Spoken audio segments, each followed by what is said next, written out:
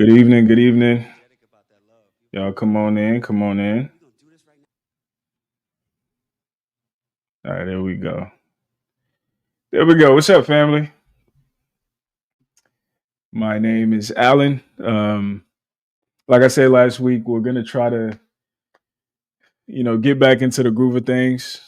Pick up on some kind of regular cadence with these live streams. If you weren't able to catch last week's stream, I was also joined by my guest tonight, Mister. I feel like I need to call you Doctor James Penn Jr. Uh, Will suffice. yeah. I He'll be think joining us doctor again. is already cornered in the. I already got the market on that. Yeah.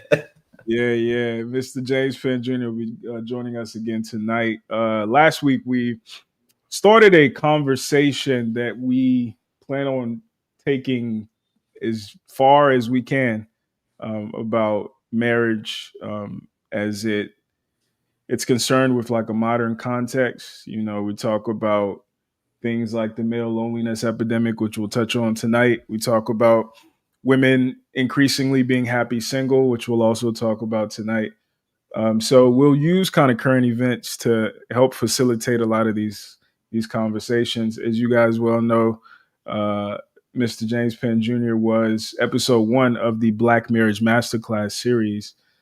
So he is on that side of things, but I respect him a great deal because he can also kind of see the changing tides, if you will, of the modern male female dynamic and how that is potentially affecting future outcomes with marriage and children, et cetera. So we're gonna try to dive into it and discover insights along the way, provide insights along the way. So you guys stay tuned. If you're joining from Instagram, consider going over to the YouTube, subscribing. There's a lot of content on the YouTube. If you're watching from YouTube, if you haven't already subscribed, like this, press the like button. It's free. It gets it out to more people. Right now, we have 16 people watching. If all 16 of you can go ahead and like, YouTube is going to broadcast it further so we can get more people on the stream. So appreciate you guys for that little bit of housekeeping. And yeah, without further ado, I guess we'll jump right into it. James, you want me to go ahead and play our first clip, or do you have any kind of opening thoughts you want to start with? Let's jump into it. I'm ready for the clips. I love that. We have dialogues all the time throughout the week, but I don't know. I never know exactly what the topic is, so it can be very, very organic. So I'm in anticipation like everybody else. Let's get it. 100%, man. I barely know what the conversation is going to be or where it's going to go. So it's exciting for me as well. But yeah, I'll jump into the first clip, and then as always, I want you to give your thoughts, and then we'll take it from there. Let's go. Yes, sir. A man happy as you did, like trying to catch same effort and like making a man happy as you did, like trying to catch him fucking up, this world would be a great place. That's a bar. Man. If y'all put the same effort in like making a man happy as you did, if y'all put the same effort in like making a man happy as you did, like trying to catch him fucking up, this world would be a great place. That's a bar. Man. If y'all put the same effort in like making a man happy as you did, like trying to catch him fucking up, this world would be a great place. That's a bar. Man. All right, brother. He said, for those of you guys who don't know, that is Mr. Carlos from the 85 South Show. He drops gems from time to time, but he said if women put as much effort into making a man happy as they do trying to catch him fucking up, the world would be a better place. What say you, brother? Man, the first thing that comes to mind, I think, is something I may have heard from you. It's about the woman's intuition. Right? We have this trope or this idea, this saying, the women's intuition. She knows if he's cheating. She knows in her gut if he's doing dirt. Like her intuition is going to let her know, but that same intuition is not in tune enough to let her know when he's not happy, when he's upset with her about something. Right. So this tracks right in line with that, to me. It's just it's self-fulfilling prophecies. You're gonna find what you're looking for in a couple ways. Like obviously in that relationship, if you go digging long enough, you can find and create something, whether it's really there or not.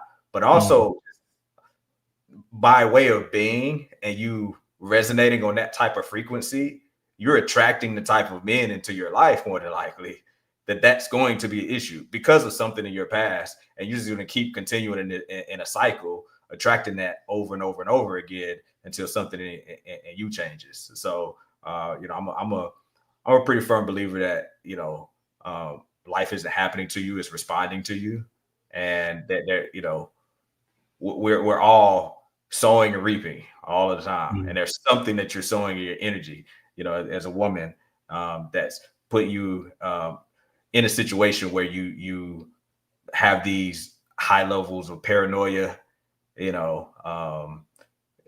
to seek out him doing some dirt, and you'll find it because that's probably kind of man you attracted as well. So yeah, those are my thoughts on this. I'm interested to hear what you pick up from it. Yeah, man. I think this, and I've said it before. I think this is the first time in history where women and men are going to have to actually get to know each other. I think in times past, our relationship has been transactional, and it's been dependent on certain covenants, certain agreements, right?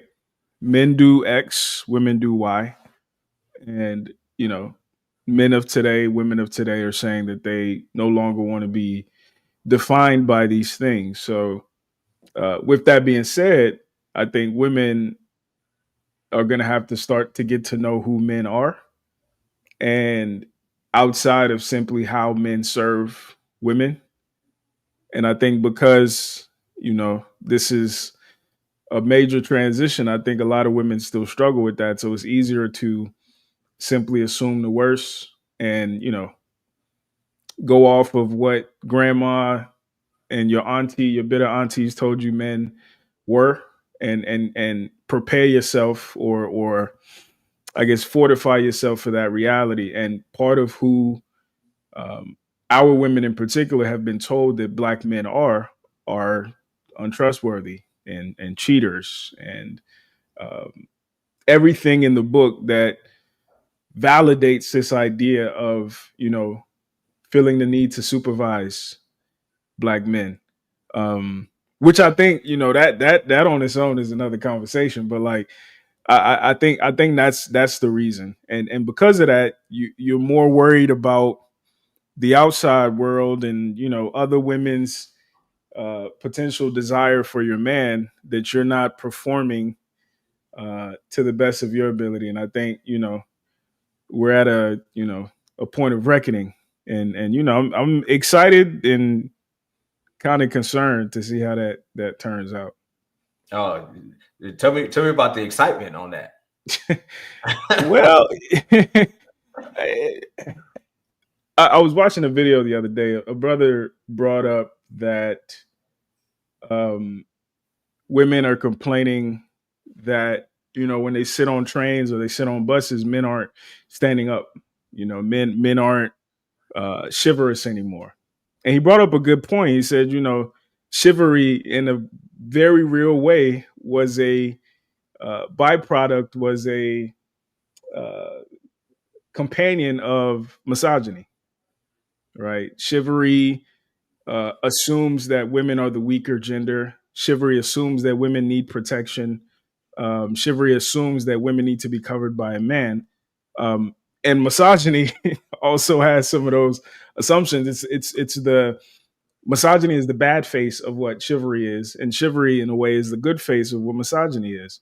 And I think there's been like an a la carting happening, like women want the good without the bad, and unfortunately that's not how things work, right? So I'm excited about the prospect of us renegotiating renegotiating terms, right? Because if we're expected to give and take, they should also be expected to give and take. So we might arrive at a place where, the expectations men have of women, women have of men, are more equitable in a modern context. Um, that's what makes me excited. Am I convinced that that's necessarily going to be where we go? Not necessarily. So time will tell. Time will. Okay. Mhm. Well, I'm going to jump in with reframe one of the night. Yes, sir. uh, and I think this is an important distinction in language and communication. What you're describing, I wouldn't, even see as a relationship between misogyny and chivalry, perhaps sexism, Mhm. which I'm very much sexist. If you look at the definition of it, misogyny, and misandry, right, are disdains and dislikes. Mhm. Where sexism, which we use synonymously, Oh, right? I'm sorry. I've been saying misogyny. I meant patriarchy. Oh, Patriarchy. patriarchy. Oh, oh, Yeah, okay. patriarchy. And, yeah, I'm sorry, not misogyny. Patriarchy and chivalry. Yeah. Yeah. Okay. Got it. Yeah. So, yeah, it's important, like, right? Patriarchy. You forgot definite article the, right? It's the Mhm. patriarchy. Right. The patriarchy. The patriarchy, Yeah. right? Yeah. The patriarchy of sexism certainly makes distinctions between the sexes, which we all know at our core. This hence the root of women complaining about men not giving up their seats. Well, why would we if there isn't a difference in the sexes, right? So sexism, uh, which is making a discrimination, discriminating mean understanding differences between the genders, which leads us to patriarchy, which also encompasses chivalry. They're all interconnected, right? And misandry is outside of that, right? I think it's so interesting as I think of these words that are tossed around all the time: the patriarchy and sexism and chivalry is dead. Those three are interconnected. The opposite of that is actually misandry, treating us as if we're the same, and not recognizing the difference in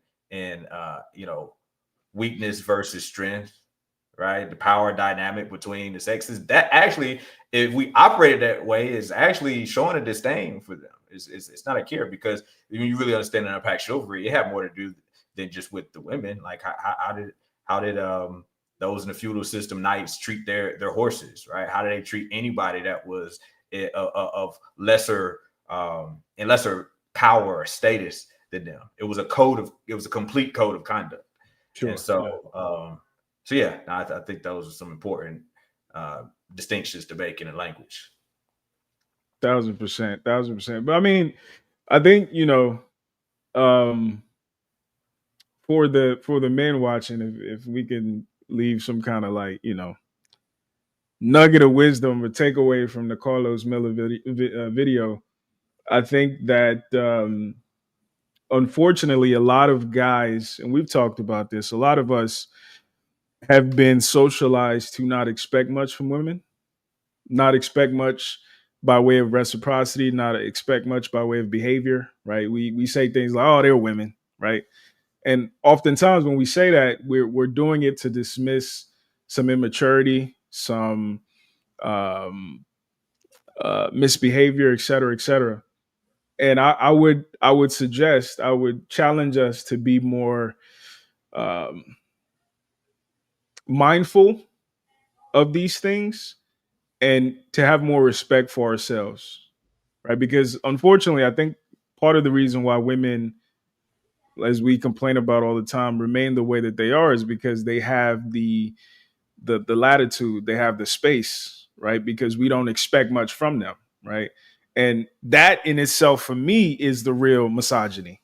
Is the deeply held belief that women are children, the deeply held belief that women are intellectually inferior, but somehow emotionally superior. Like I think that's misogyny, and I think that's what creates the space for the way that we coddle, the way that we absolve the innocence until proven guilty that we ascribe to women immediately just because they are maternal and all that good stuff. And I think that as we become more familiar, as we're forced to be now, with the nature of who women actually are, with who people actually are, I think we can become more realistic with our expectations and move in a direction that's actually equitable, and that we can, you know, enforce expectations and boundaries on them, just like they should enforce expectations and boundaries on us. Uh, what you're talking about off lands under the umbrella of leadership, and I do think there is a leadership deficit that we would be well served to chip away at. I do believe that men inherently have qualities of leadership, or were designed and appointed in a position to be leaders. I think nature shows us that. Um, your religious texts, I identify this. So however we want to look at it, scientifically, philosophically, theologically, common sense shows us that leadership is connected to male identity and masculinity. Simultaneously, just like someone could have natural athleticism, doesn't mean that they're going to optimize their outcomes in a particular sport. You could be a tremendous athlete, but you still have to work on your game. So while we have, innately leadership traits and characteristics, we were positioned and designed to be leaders. We have to work on our craft. We have to work on our skill Yeah. set as leaders. Yeah. And so respecting those that we're following, that they do have a capacity, for that level of accountability, but also being a good enough coach and communicator, being stoic enough to lead, the coaching of your woman. And a final point I'll say on this is, I think we'd also be better served to when we're in relationship, to not concern ourselves so much with women and look at coaching the woman you have, right? Just like you would as you would coach a team. You got to coach the players you have, right? And so this player, this is the woman that's on your team, right? And so if she's on your team, if it's a woman who's scrutinizing you and she's, spending time digging, more time trying to dig up dirt on you versus working on the relationship. One, why did you recruit her on your team? And two, if there was some other redeemable qualities, and this is just an area that she needs to improve in, that's your job as the coach, as the leader, right? To be able to do that. And so how do you respect her enough to realize that she has a capacity to do that? And if you don't think she has capacity to do that, what are you doing? Right? And if she has capacity to improve in that area, where's your leadership capability to be able to pull that out of her? No, that's a fact. That's a fact, and I think that goes to another point about, you know I think a lot of men, including myself, are out of practice, or not even out of practice, unfamiliar with the reality of when a woman actually likes you. And until you've experienced that, it's really tough to compare it to anything, right? So I think part of the reason why our our the leash we give women is so long is because, number one, we believe women are children. Like there is that condescension baked into our psyche. That's how we've been socialized. But number two, we don't know what better feels like, right? So I kind of use the MLM analogy all the time. Like, it's set up in a way where if it succeeds, or if you succeed, is because the business is good. But if you fail, is because you're not a good business person, right? So you're never in a position to actually cultivate the vision that you want, because you're trying to mold stale bread. So I part of I think the journey is improving yourself to the point where, not just like physically, intellectually, emotionally, but spiritually as well, to the point where you have a sense of what you want slash are entitled to, and your your discernment of somebody's capacity to give it to you. right? Because I think that a lot of men hold on too long because we believe deeply that every woman is capable of everything.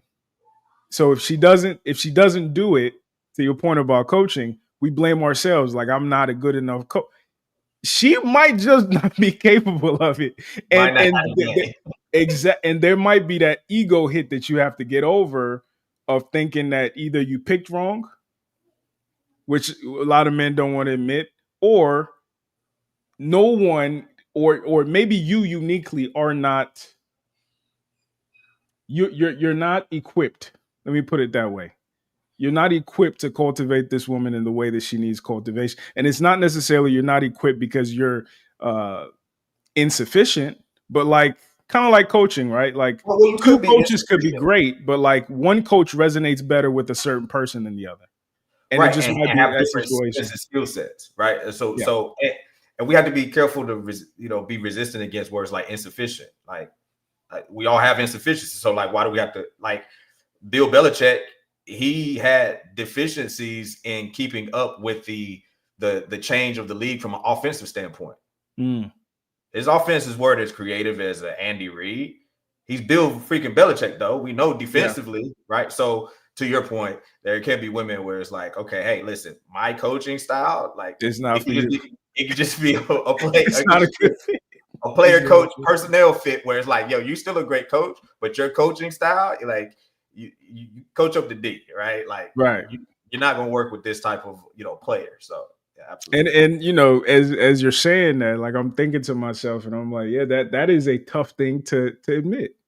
That would be a very tough thing to admit, particularly if you're a certain type of guy and you have certain insights and you work on the quote unquote craft of coaching, and you come across a situation where like it ain't gonna work, and you might even be able to identify the type of coach that she would need, and it's not you.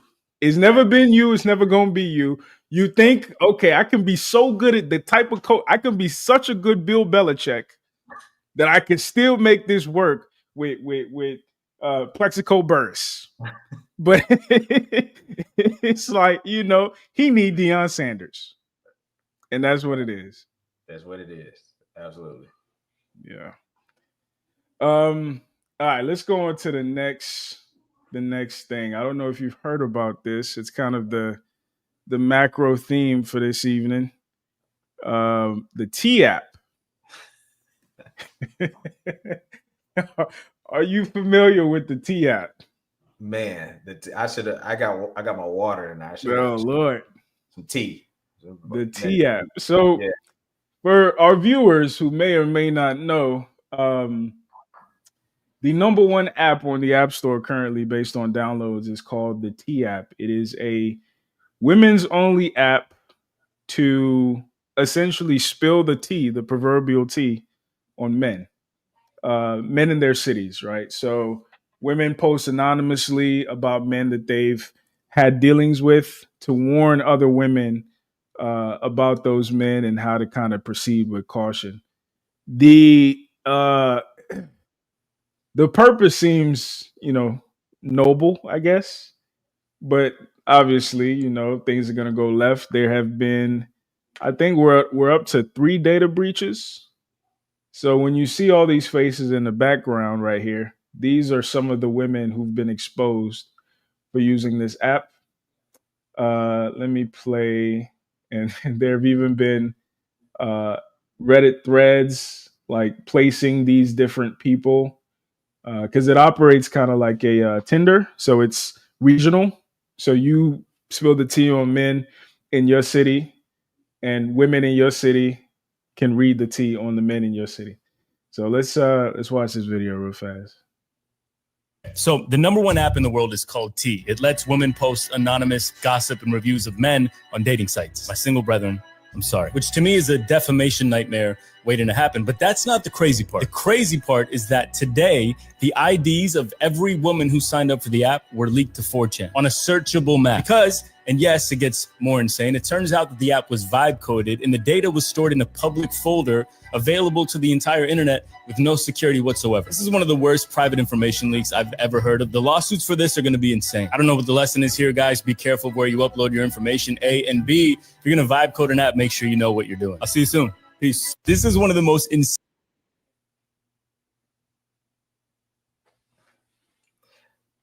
Audio mute. Thoughts, feelings, concerns. Concerns. I'll start there. On the utmost serious note, I pray that this doesn't lead to serious harm of anyone.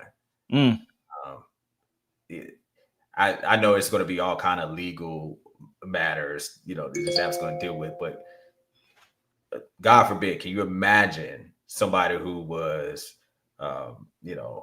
defamed, miscategorized, had their, character assassinated, and now the person who did it, their address is made public and everything. Like, this is just a nightmare. This is a disaster. So, in all seriousness, I pray that I'm actually shocked and surprised. It's pleasantly surprised that there hasn't been a story of this already. All right. I am really surprised that hasn't happened. And I hope that trend continues. That said,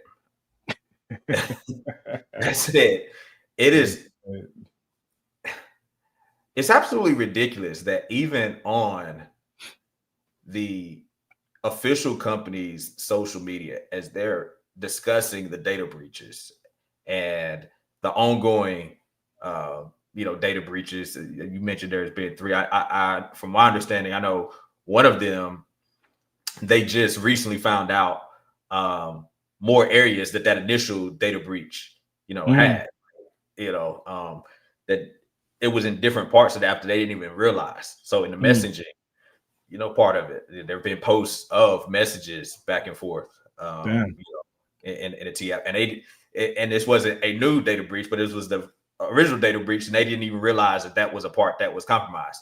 And in the social media account from the T app, on the comment thread of them talking about the data breach, you have women complaining about the wait time for them to get on the app.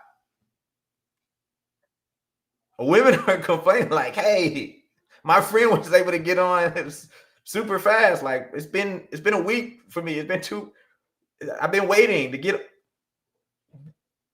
I don't even know how to feel or respond about that level of mental deficiency. Yeah.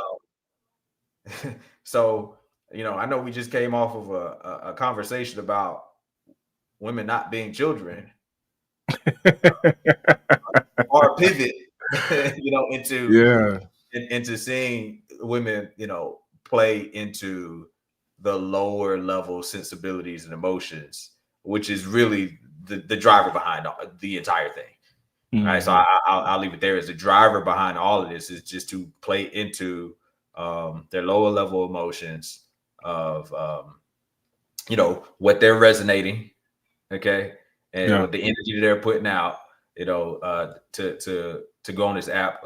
You're not trying to save the next woman. Come on, like, is that really the motive for most of these women? Absolutely not. Like, I'm just doing my civic duty. Right? Do my civic duty to let the women know what kind of guy this is. No, it's to get at him, right? To ruin his reputation, his name, maybe to decrease his chances. You know what? If he is talking with somebody, I want to make sure that I mess it up for. But it's not. It's not. The motive isn't centered around protecting other women. More often than not would be my my guess, right? So it's low level, it's low level operation, and it's a reflection of where we are and where the dating space is. Yeah. Bingo. Yeah. No, that's what I think. I think it's a reflection of where we are. I was having a conversation with a friend of mine, and he was kind of talking about a girl that he dealt with, and she was. I did a video a while back called "Women Are Filmmakers," and I talked about how a lot of women are just doing it for the plot. Right back in the day, it was like do it for the vine, but now a lot of women are doing it for the plot. A lot of women view themselves as the character in their own rom com, right? We call it first player energy, right? So a lot of the things that they do, a lot of the ways that they move are theatrical, if you will. It's the way that a movie would be structured to make the viewing experience entertaining, right? And unfortunately, I think that is a consequence of social media, because on social media, you are the star of your own movie. You are a performer. You are a comedian. You are an actress. You are a fashionista. You are all these things that used to be relegated to, like, people who either went to school for it or like a select group of people who went through the path and went through the gatekeepers, etc. But now you are, we talk about pop the balloon. Everybody's an entrepreneur. Everybody else is a model, right? So because of that, I think things like this make sense, because a lot of these things that happen to certain people, I'm not just signaling out women, but a lot of things that happen to certain people, I think they unfortunately sometimes put themselves in those positions so they can have a story to tell. Right. In my Yellow Flag series, one of the groups of women I said were Yellow Flag were actresses and musicians. And part of the reason is because from my perspective, my experience, if your entire job is to artistically interpret the world, sometimes you might knowingly or unknowingly put yourself in situations to fuel your art, right? Heartbreak music is what sells, not love music, really, especially in this context, in this zeitgeist. So I think a lot of people, artists in particular, but people in general, are manufacturing their own dysfunction, and it's only as good as the story you can tell about it. So this app provides an opportunity to tell that story, right? Like a year or so ago, that lady Risa Tisa, I think her name was Risa Tisa, who went viral because some dude had been lying to her for months about a life that he wasn't living. Yeah, she had the 50 part series. Ex- Bingo. And after that, you saw how many women started having 50, 11 part series telling their stories, right? And I even talked about, like, I talked about hairdressers and them being notorious for having a whole bunch of stories. And I think there's become this perverse incentive to to accumulate stories. Like, there's this push to be as interesting an old person as you can, right? And you'll see clips of women telling other women, be a hoe in your 20s. You'll be more interesting. Do this, do that. Things that are counterproductive to good life outcomes, but great for movie plots, right? And I think this T app, I think TikTok, I think Instagram, I think social media as a whole has devolved into a public diary. And we're applauding people for the worst parts of their diary. We're applauding people for their transparency and also shamelessness. Right? Like, I don't know if you've seen any of the reality show Love Island that's been viral recently. I have I not. watched one episode, not even a full episode, a clip. It was a challenge where you had to uh, get some milk from a bucket and spit it into this person's mouth, who spit into another person's mouth, and then y'all had to make out with two different people, and then y'all have to make out with each other, and then you have to spit it back. It was, but this is what this this is the show that people, women in particular, are congregating at bars and clubs throughout the country to binge watch. That's where we are. So when I see like Black Mirror, I think the episode is called A Thousand Merits or something like that. We're not that far from there. And I think it's only going to keep going in this direction. I think that the T app is going to continue to be successful. I'm curious about what the male version is going to be. That's going to be something. But unfortunately, I think it's right in line with where we are right now, man. Nah, it is. It is unfortunate, and as the commenter is saying, that is quite disgusting what you're describing. Yeah. But it's disgusting the state of affairs that we're in, and this is a lot of what you said is related even to that first kind of subject and conversation. As you talk about the way in which we perceive the world, and we don't necessarily see it the way we are, but I mean the way it is, but we see it the way we are. So. Sure. Making stories out of things, right? You have what happens to you, and then you had a story you tell yourself about what happens to you. And it's intoxicating for a lot. Like it's the story that's intoxicating. Like people, you can see this sometimes with people who are always talking about doing something and actually never do anything, never execute. Yeah, them just talking, they get the dopamine rush just by talking about it. It's just, the intoxication of just talking about it. And so, in these regards, it's more intoxicating to be looking and digging for dirt. It's more intoxicating to have a story to go on, the T app. And that's a reflection of you. So as you stated earlier, women needing to understand men and get a sense of men. It really at the root, I think, starts to go back to, for all of us, getting a sense of self and asking those questions of self and introspection, and not necessarily immediately placing value judgment on when you do something or when you think a certain way or when you're drawn to something. Don't resist maybe the urge as you go inward to place an immediate value judgment on it. And go into behavior modification. Okay. Well, don't do that. You said that. Don't say that. Don't do this. You looked at his phone again. Don't be that. No. Just sit and ask yourself, like, why do I do that? What is it about it? And what is it about me that is drawn to that?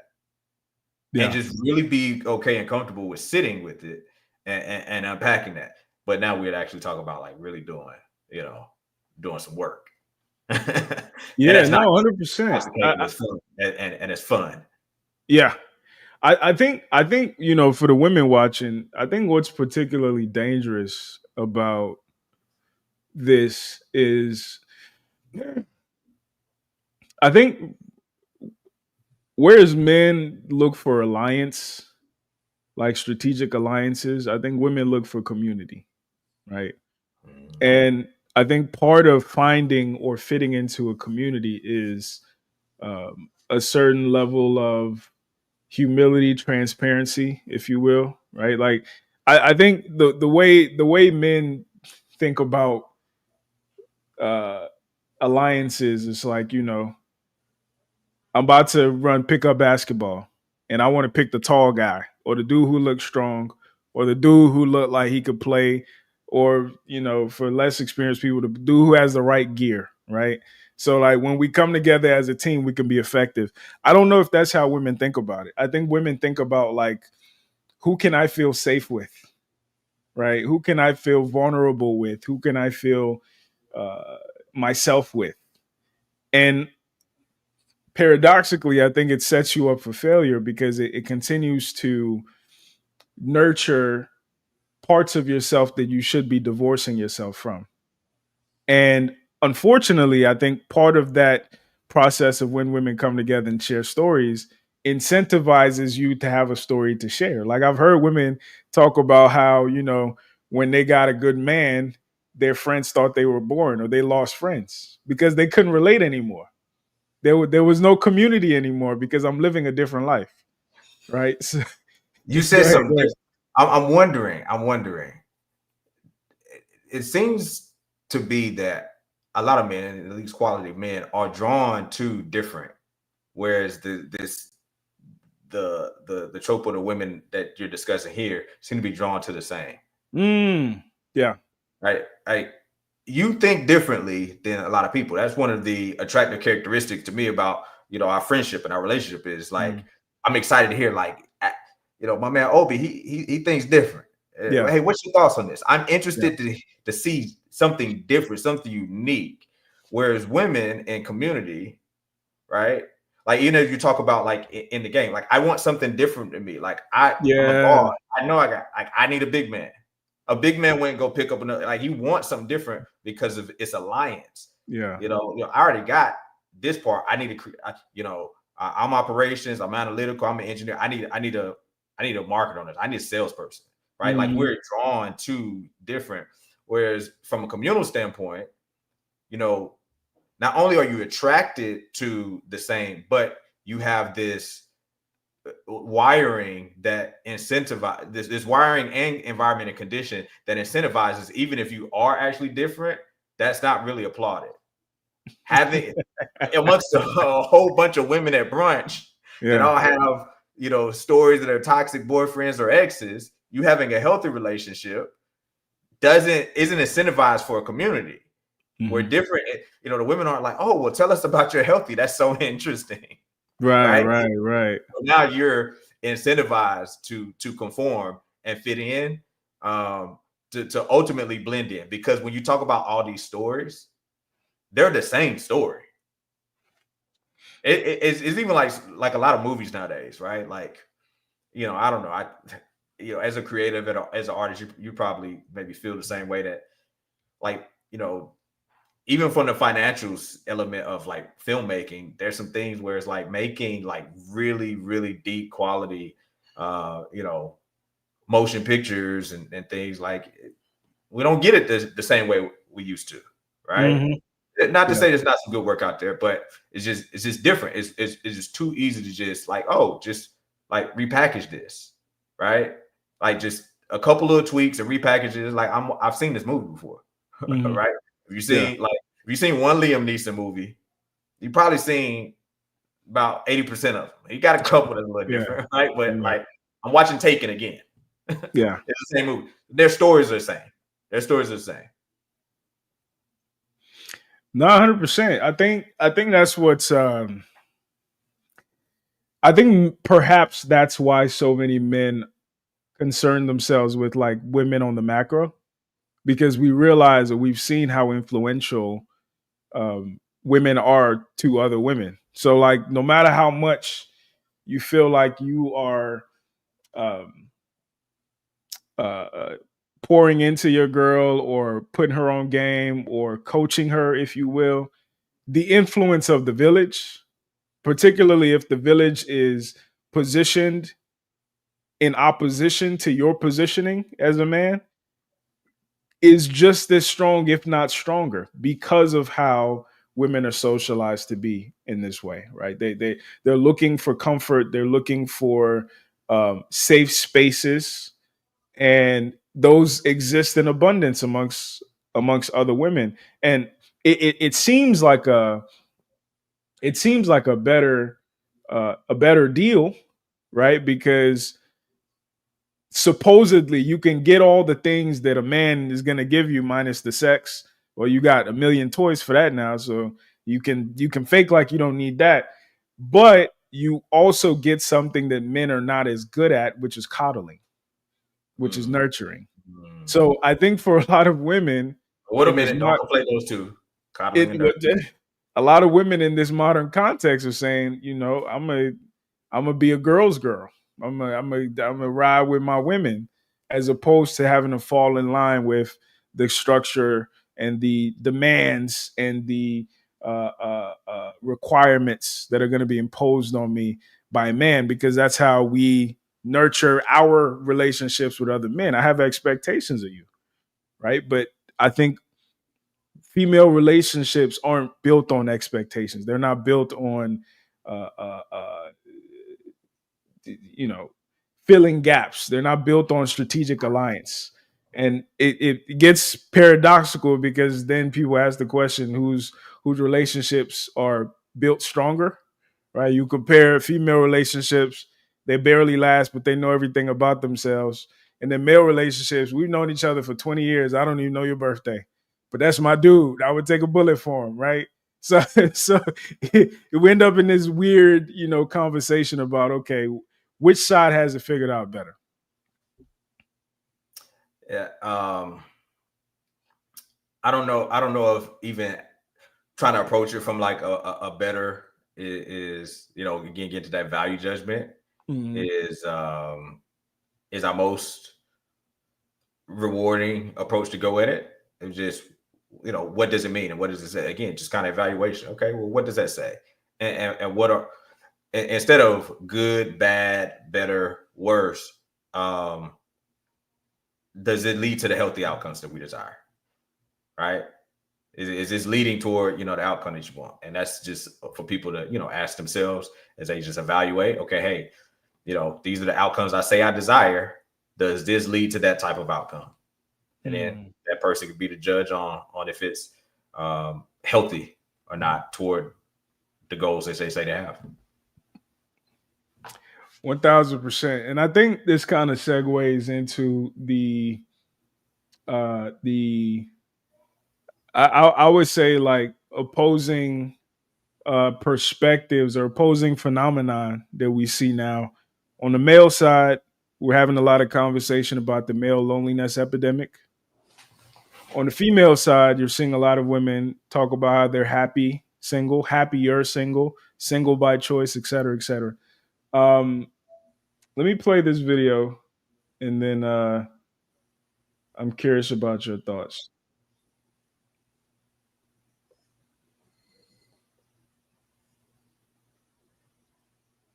I'm gonna have to refresh. You men who want to get married one day. A lot of you know that I went through a painful divorce a couple years ago, and if I were to turn back time, these are the 3 things I would tell my younger self. 1, make sure she doesn't have a long history of daddy issues. If she has unhealed childhood wounds, it's not your responsibility to fix them. You're not her therapist. You're not her savior. She needs to learn to love herself first before she can love you. 2, find a woman that has the same values and can handle the boring stuff. If she isn't supportive or encouraging and can't do the everyday mundane things now, there's no way she'll do it later. Find someone that can be your biggest cheerleader and can find joy in every season in life. It'll make your marriage much easier. 3, get a prenup. You might think that your love and relationship is everlasting, but the truth is half of marriages end up in divorce. And if she decides to cheat on you, she can take half of your assets. That's how backwards the US system is, and I learned this the hard way myself. Now, because I said all this doesn't mean that I don't believe in love anymore. I'm still a romantic and I'm happily dating someone right now. But gentlemen, before you get married, I strongly advise you to protect your purpose, peace, and pocket. Good luck. I love you guys. So this is my no BS advice for all you men who want to get married one day. A lot of you know that I went through a painful divorce a couple years ago, and if I... All right. So as our resident married brother and and marriage advocate, what say you, brother? What say you? First, I'd be interested to, before I get my thoughts, I'd be interested to your guest. We've played this game before. Let's play it live on the show. What do you think I'm going to think, right, about that content? What I think you're going to think is you're going to go back to vetting. You're going to go back to vetting. You're going to go back to, we're not built to vet for ourselves, which, there's no way I can disagree with. And, it doesn't necessarily, I mean, and to that brother's point, he wasn't as critical of the institution as he was some men's haste to running into the institution or using the institution. And this is what we don't talk about enough, using the institution to kind of like validate or like validate and make official a relationship and say that, to either to satisfy the woman or to put some kind of like check mark on it to say that, whether or not we're ready, whether or not she's the right one, we're doing this the right way. And I think that's how brothers, combined with the way we infantilize women, combined with our inability to, uh, uh, coach, vet, the whole nine. I think that's how you end up in situations like this. Yeah, I'm glad I asked you that first and boomeranged it back to you, because you sparked something that I've never quite, I don't think, articulated, publicly or even in our conversations. When you talk about rushing the process, and it might seem counterintuitive that men who wait till later in life can indeed rush the process, juxtaposed to a man who gets married younger under certain conditions. And so when we talk about like not being suited to vet for yourself, he started off talking about daddy issues. And I love, by the way, let me say this, how he ended the 3 points that, the 3 P's, right? Purpose, peace, and your pocket, right? Which coincided with the 3 points that he talked about. The first, like your purpose, right? It's not your purpose to be her a therapist, right? And part of this is make sure that she has a certain level of healthy emotional state and or healing, or in a journey or process that you're equipped as a coach to be able to deal with. But understanding purpose, and in our vetting process, the way we do it now, we don't look enough at pedigree. We don't look enough at pedigree. So ask a brother podcast who, just been, getting off, right? Getting stuff off. He said it in a, I saw a clip that he posted from a panel show. And I kind of echoed, I think, some of these, thoughts last week of we think we're so much advanced and superior to, in modernity than times past. Sure. But maybe they had something, when you look at the outcomes and the results of like, no, like if you're in a certain patriarchal society that does have sexism, understanding differences between the sexes, that's not misogynistic, right? Have a disdain toward women by treating them the same, you would have an environment where fathers and grandfathers and uncles are going to be doing the selection and the vetting on your behalf.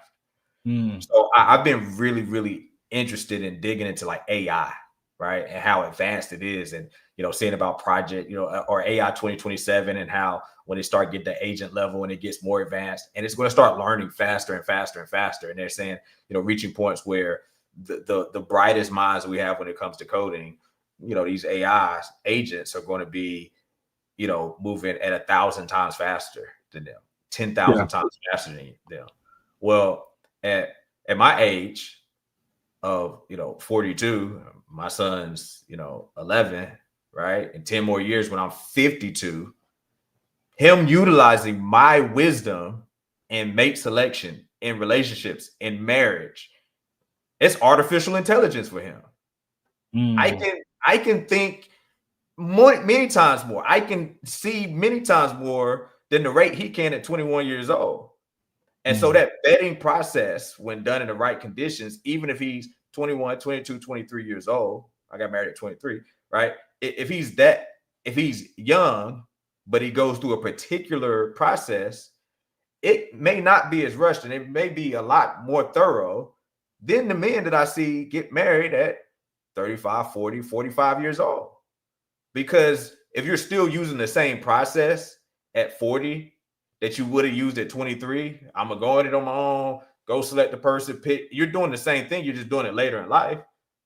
What makes that so much a better quality process that you're going through, right? Or like you rushed it. Because if you're 40 now, and then you met somebody 6 months, 12 months later, got married, or whatever the case is, without doing certain steps, you rushed it, even though you waited. I know I didn't rush. I waited 20 years after I graduated college before I got married. I didn't rush. Yeah, you did. So I think we got to like really scrutinize and reevaluate what we mean by rushing. Like have some protocols on like what leads to the best outcomes. And you know, that vetting part absolutely comes up to it when we talk about pedigree, knowing the family that they came from, right? Daddy issues, mommy issues. You wait until you get in 9 months into the relationship to go meet her folks. Talking to her dad, you know, is like a formality. If that is even the case. Yeah, we talked about it last week. Y'all families meet for the first time at the rehearsal dinner. What are we doing? So, you know, that comes to mind. And then there's a lot of parsing into purpose, you know, that I could go into. But I'm just interested in your feedback, you know, on even that concept of rushed, even rushing, even when you waited later in life. Yeah. I mean, I think this has been the main point of contention between our two positions. I think the pedigree thing has some merit. However, I've seen terrible women come out of great homes. I've seen it firsthand. Sure. And I've seen fantastic women come out of questionable situations. And and the thing is, I wish this was the exception, but like this is almost the rule. And the reason I think so is because the reason I think it's becoming the rule is because I don't think the Pandora's box of feminism or neo-feminism more specifically is going anywhere anytime soon. I think that it is a part of higher education.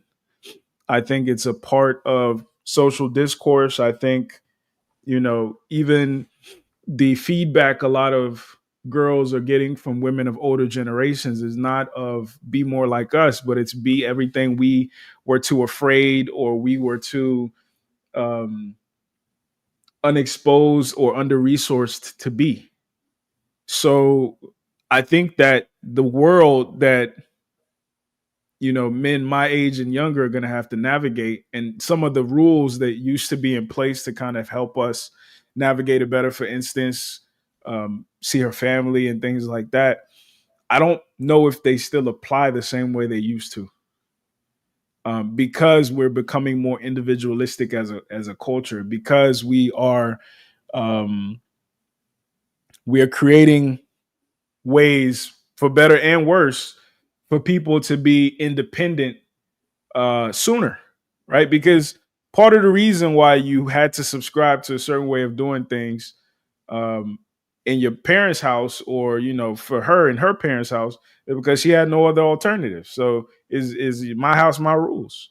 But as we continue to move to a world where everything is democratized, everything is easily accessible, government assistance is easily accessible, you can emancipate yourself earlier and earlier. There are opportunities for you to do this, and that. The incentive or the safeguard or the stopgap, if you will, that kept people in check or continue to go away. And even if we don't agree that women are infants, I don't think we're going to disagree that women are the personification of chaos. And chaos craves order, but is the antithesis of order. So with that being said, chaos is going to lend itself, is going to gravitate towards being out of order. And a lot of what society has become is out of order. But more than being out of order, it's also it's created a safe playground to be out of order. Right? Consequences don't have to exist the way that they used to have to exist. They can be put off. Right? It's credit card debt. I'll take care of it later. It's student loans, whatever. I'll take care of it later. It's body count. I'll take care of it. So with that being said, I think we're moving in a direction where we have to come up with different strategies that we might never have had to come up with before. See, and you're right. This is a point of contention, you know, for us, because everything you described here, while I don't disagree with the state and the nature and where things are moving and where things have progressed to, but how we interpret the appropriate response to that is different. To me, it's so evident and obvious that, you know, if we're saying like, okay, you know, women personify, you know, chaos, and on the macro, we've moved more toward a lack of structure, a lack of rigidity, you know, leaning into chaos. What I hear is based off of that diagnosis, your prescription is we have to learn how to manage this. And what I'm saying is, no, we need to learn how to cure this. Right? I know a lot of it is not lost on me that a lot of things that I discuss are very idealistic. It's not lost on me. Not lost on me at all. Right? Going to like, well, hey, you're a coach in a certain way, and this is your area to coach. I know for what I can coach, I'm not good at prescribing how to do the wrong thing the right way. I just, that's not my coaching style. It's like, if you're going to be chaotic, if you're going to be you know, moving in the direction of this degradation of society, if you're going to be there, then this is how you operate within it. My brain just says, but you don't have to. Right? With like more rigidity, more structure, more restriction gives you less freedom, not more freedom. I mean, gives you more freedom, not less freedom. More restriction, more rigidity, more structure gives you more freedom, not less. And I think this is something that, you know, our society doesn't embrace or understand. Certainly, you know, I think women really don't embrace or understand, but we can see it. Say when you have self-imposed structure and limitations on, say, your finances, you have more freedom in your finances. It's the person that, like you said, just, you know, buy it now, you know, finance it, pay for it later. Those people have less freedom. When you put more structure on your health and your diet, self-imposed, you have more freedom in your health. It's the person who's, you know, no, I eat whatever I want to eat. And they can't even walk up a flight of stairs. They don't have the freedom to walk up a flight of stairs without being out of breath. They're on my 600-pound life. So when we really understand, have a level of maturity, we have a level of maturity that realizes that, no, wait a minute, there's more structure. And why you know, having the freedom to do something also means you have the freedom to not do it. Having the freedom to do something also means you have the freedom to not do it. So just because that's the way that, you know, the world is going, let's look at the outcome. You don't have to do it, but you don't understand. I like pizza, but you don't have to, right? Like, that's the wonderful thing about us as human beings. Like, we can adapt ourselves, we can change ourselves and get back to not good, bad, you know, better, worse. But is this serving towards the outcomes that I would like? Is this serving toward the outcomes I would like? And so I would argue that, you know, the male loneliness epidemic is not serving to what we're doing is not serving towards the outcomes we like, or the women happy single cope. It's not leading to the outcomes that you know, that we would like. So we can indeed, like, you know, go back, stop trying to be like Western 21st century Western medicine. Oh, you're dealing with this? Well, here, take this to treat the symptom. Oh, and now you got a side effect from that. So take this to treat the symptom. Take that, and now you're stacking on all these things, and you never really got to the root cause of, you know, like, the reason you got hypertension is because you're stressed, and your stress is from, you know, working at a job that you ain't supposed to be in, you know, instead of, you know, operating in your purpose and in your assignment. And so if you get in your purpose, your assignment, that stress level would go down. But no, let's just, your heart rate is high. Let me just give you something to deal with the heart rate. And then I got to give you something else later to deal with the side effects of that thing. And now by the time you 50 something, you're on 4 or 5 medications, because you never addressed the root issue of the thing. You just only wanted to address the symptoms, only wanted to learn how to manage the dysfunction. I'm not good at helping people manage the dysfunction. Yeah, that's what I think is complicated thing about this because a lot of these changes that we've made, for better or worse, in society, it took time, and it took a lot of dysfunction happening over an extended period of time consistently. And unfortunately, I don't know if like there's a silver bullet for it. I think it might have to be managed first.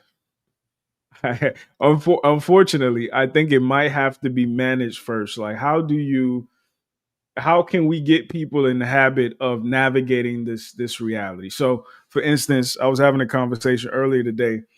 There was a video of this white dude. The caption said, "6'5" millionaire still struggles to get a date on Hinge." Right, and he had his Hinge profile pulled up on the screen, talking to his boys, and they were talking about how he had a whole bunch of matches, but like the women would just be ghosting him. Like they would have conversations to a certain point and then just stop responding.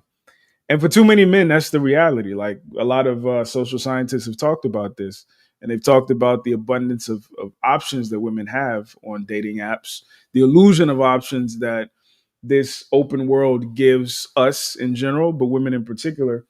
So, for men, that means adjusting your strategy. That means kind of like the video I sent you. That means optimizing for numbers as opposed to quality, right? It means becoming the most attractive version of yourself and then sifting through the women that are now available to you because you look the part. But we also don't talk about how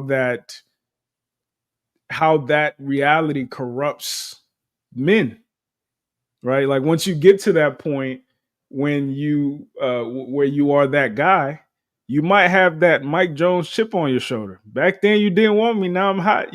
And that's how a lot of dudes end up being. But unfortunately, that's the only option in today's world where you being romantic, you being thoughtful, you being chivalrous is not enough for the majority of women.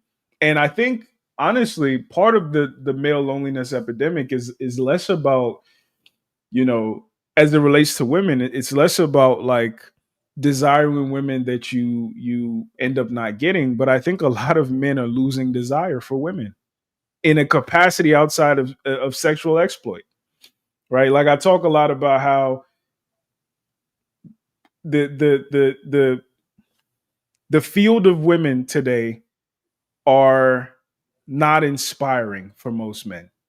Okay. Like there are things men used to have to do and become because the payoff was in certain contexts a virgin, in certain contexts somebody who can take care of you, take care of your house, take care of your kids, respect you, make you feel like a king.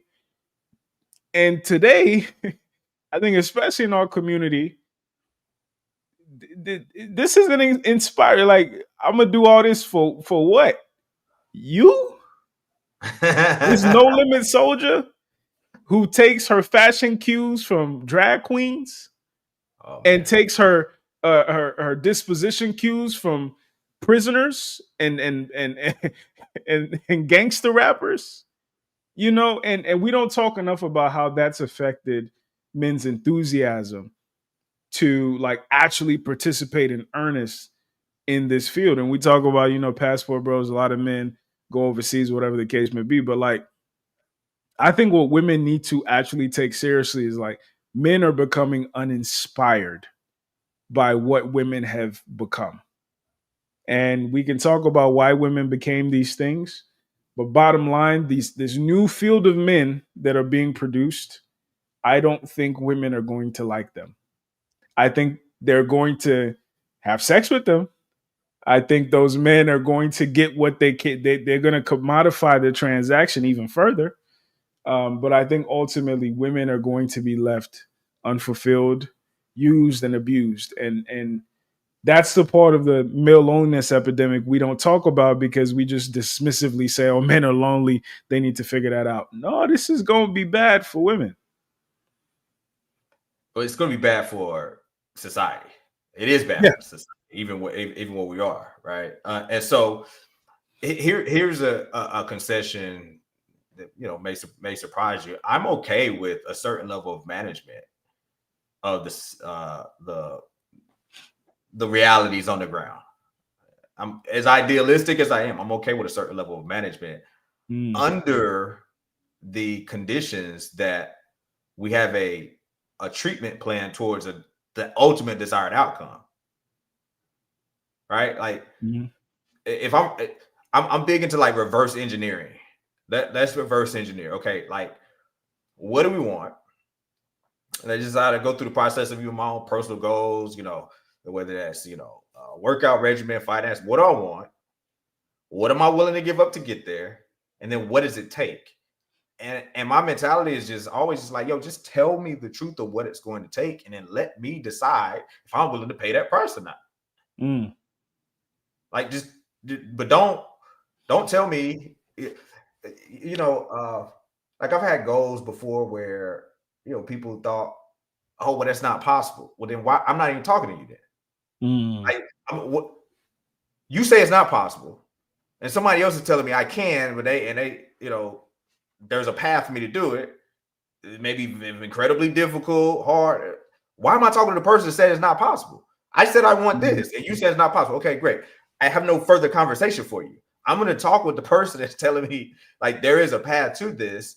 Give me the good, bad, ugly, and indifferent. Good, bad, ugly, and different, and then let me decide on if I'm willing to do that. So if I see a certain diagnosis and I'm prescribing, hey, this is going to help with the immediate pain, is not actually solving your underlying issue, I'm only going to prescribe you that pain medication to numb, to just send the signals to your brain to, hey, ignore the actual reality of the ailment. I'll give that to you, but only if we're actually doing rehab. Only if we're actually working toward solving the core issue, right? So I got a question for you, but I want to share like the structure of like a GPS training, that I do in sales and business is like, a global positioning satellite, right? We know we got a, GPS, but it's, for your own goals, it's like the G stands for goal. Like what's the goal? When you use a GPS in your car, right? You got to put the goal, the end destination, right? Like where are you going? So we have to first start with, well, what is the desired outcome that we look like? This is where Marriage by Design, my wife and I's, marriage education platform that we started. Most people are going through life on default.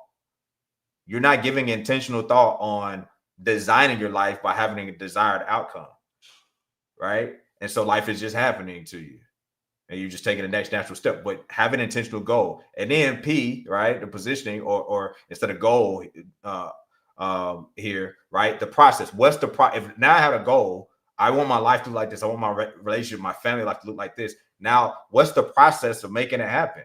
When I see people using this process, do they get those outcomes that I said I wanted? No. Okay. What about this process? What about this process? And I'm going to evaluate the processes. Well, people get this right here, but it's a small number of people that get it. And they had to have all of these different traits and characteristics stacked on top of each other. So to your point, vetting and meeting her parents, that's just one data point. It has to be stacked with others, right? So, and we got to recognize that it's kind of like, okay, well, I've seen, it seems like, a lot of bad women come from good households, but it's like a stripper that says, most of the men I deal with are married.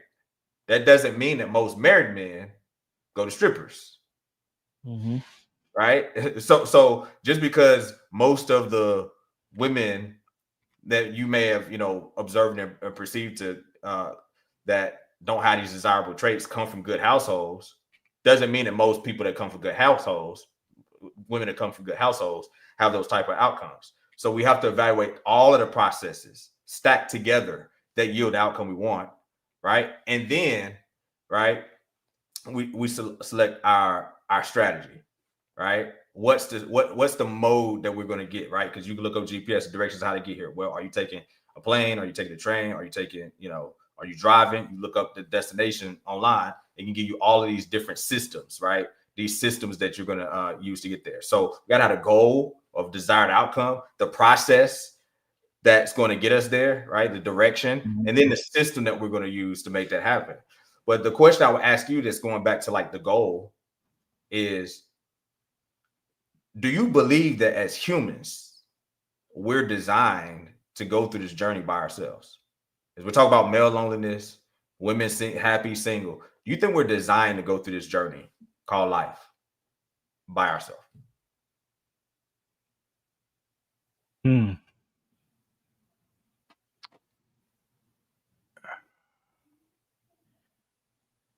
I'm pausing because I know you mean it under a certain like the context of like male and female companionship. I don't think we're designed to go through. Not strictly. Say it again. Not strictly. Okay, yeah, but generally, I don't think we're designed to go through it by ourselves. I think that the relationship we had established between the male and the female, I think it served a certain purpose at a certain time, and I think as technology and industry has advanced, those purposes that it used to solve have gone away. So now we're forced to like dig deeper and consider maybe, more divine purposes. But I think what happened before was like um how people would get a tattoo because they want a tattoo, and then they like ascribe some kind of sentimental value on top of it. I think in times past, men and women literally needed each other, like literally physically needed each other for survival. I don't think that's still the case. I think that unless a zombie apocalypse happened, unless a war happened, it's no longer the case. So like now we have to renegotiate past like a actual physical need. Um, do we need each other? And I don't know if people would agree on that answer, if I'm being honest. Yeah, you're talking to one of them. So I don't think it's as different principally as it may have been presented there. I don't think men have ever needed women for survival, and we don't now. Women certainly still need us for survival on the macro. I don't need a man as you're in the building that was built by men with a security system and a front desk security person that's a man, and you would call a police or firefighters if something happened to your building that are men. So women absolutely need men for survival. We need women for sustaining. And I don't think that's very much different on the macro than it was before, in the past. Now on the micro, in terms of like a woman doesn't need a singular man. Okay, sure. I'll grant you that. But from the deeper, more, divine, reasonings, I don't think that's something that's a new invention that we need to lean into now versus wasn't present then. I think the connection from the invisible to the visible was more apparent and more direct then, but It's still, I don't think that's any more different, now. And so this is when we start to get into really unpacking, okay, your favorite divorce attorney saying, I don't understand the purpose of this technology. And my response is, if you're only looking at this from an analytical, logical perspective, you're never going to get the right answers. It's trying to solve algebra with just numbers. I remember when I first got to algebra in fifth grade, like simple algebra, like 3 plus x equals 5. And I'm like, this is math. What is a letter doing in there, right? X. Like you can't do certain types of math without entering in different elements that you haven't entered in before. Sure. So if you're trying to do the complex equation of love, marriage, partnership, and we're only being practical, analytical, you don't even have all of the right ingredients into this equation. To like, you're trying to explain color to somebody who's blind. So you have to take into account those, those invisible elements, because the unseen reality, as I said last week, supersedes even the seen reality. This is true philosophically, theologically, scientifically, whatever Ely you want to deal with, theologically, whatever Lee you want to deal with. The unseen supersedes the seen. So if we only deal with what we see with our natural eyes, women don't need men anymore. Men don't need women. Okay, if we just want to keep it and looking at a surface level, take on it, but if we look deeper, I don't know that it's so different. I think, I think we're in a place now as a society where we have to renegotiate a lot of things that were staples, right? Like I think, in times past, having a job or having a trade, even before that, was like, man needs work, right? Or man needs land, or man needs a house, man needs children, which lends itself to a woman, which lends itself to a family, et cetera, et cetera. I think that because the world is changing, man needs job is no longer you work a trade or you work a career for 50 years and then you retire. It means you job hop. It means you might reskill, right? You start off in one career and you switch to another industry. Man needs home no longer really means you need a house. It means you rent. It means you invest the rest in the real estate market. It means that this year you could live in Spain. Next year you could live in South Africa. These are new realities that I think we're negotiating. And I think one of those realities being renegotiated is, does man need legacy? It used to be a foregone conclusion. I don't think it's that way anymore. So when you renegotiate legacy, then you have to renegotiate the relationship that's necessary to create legacy, which then trickles down to, does man need woman? Does woman need man? And I don't. When you say legacy, what do you mean by legacy? Progeny, family, like creating your own family, imparting your wisdom, basically a 2.0 version of yourself, which is what me and every man has almost aspired to. Now, that's no longer the case. Expand legacy. Are there men that have been childless that have left a legacy? Mm-hmm. Yes. Okay. Yes, I think so. I think so, but I think that part of the reason why I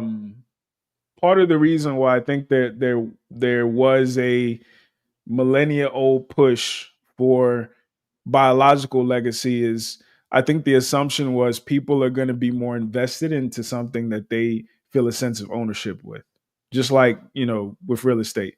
And the assumption is that people are going to be more invested in the outcomes of their own biological children as opposed to the outcomes of their mentees or their athletes or whatever the case may be. That's the assumption. I'm not saying is right or wrong, but I think that might be the new reality, where people now are going to be just as invested in the outcomes of their athletes, the outcomes of their mentees, that energy that used to be reserved for the most part to the outcomes of your children, as people are less interested in going that route and interested in the things necessary to go that route.